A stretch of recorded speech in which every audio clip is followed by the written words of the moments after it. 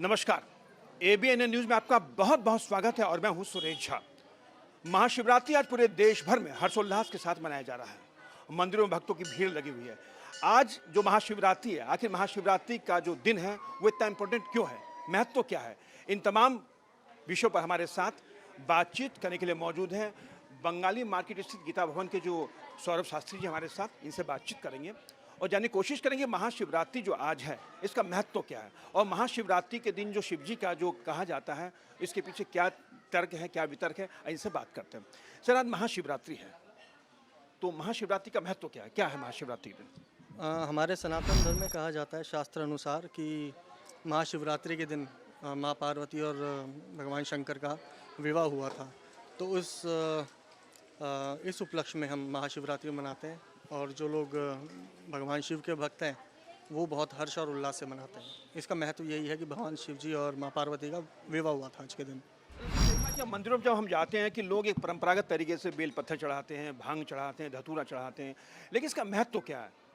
पंचामृत चढ़ाते हैं, इसका महत्व क्या है?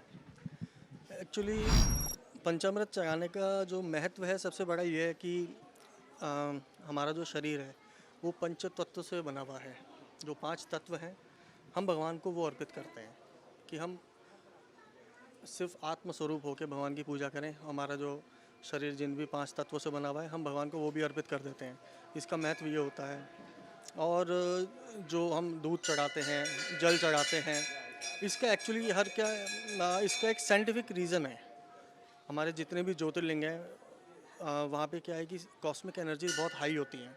इसलिए हमारे यहाँ बेयर फुट नंगे पैर हम जाते हैं मंदिरों में और जल चढ़ाते हैं। किसी भी चीज़ पे जब जल चढ़ाया जाता है तो उसकी एनर्जी बहुत हाई हो जाती है। आपने देखा होगा कि पानी होने पे करंट ज़्यादा तेज़ होता है। तो इसलिए हमेशा कोई भी विधिवत तो अगर हम कोई पूजा करते हैं तो स्नान के बाद की जाती है। स्नान के बाद हमारा शरीर भी गीला होना चाहिए, फिर हम जल चढ़ाते हैं।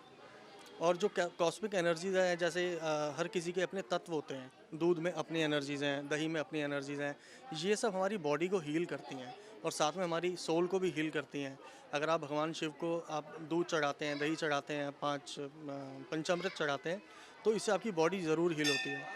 और रही बात बिल्व पत्र चढ़ाने की, बिल्व पत्र चढ़ाने की एक तो कथा ये भी आती है कि जब माँ पार्वती ने शंकर भगवान को पाने के लिए तपस्या की थी तो वहाँ पे उन्होंने बिल्व पत्र ही खा के अपना दिनचर्या निकालती थी।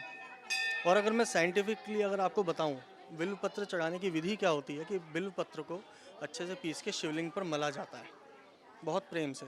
उसको धीरे धीरे मलते मलते वो जो ऊर्जा होती है वो ब्रीथ के साथ हमारे अंदर भी जाती है और जो कॉस्मिक एनर्जीज वहाँ पे इतनी हाई होती हैं उसका असर 1000 गुना ज़्यादा हो जाता है।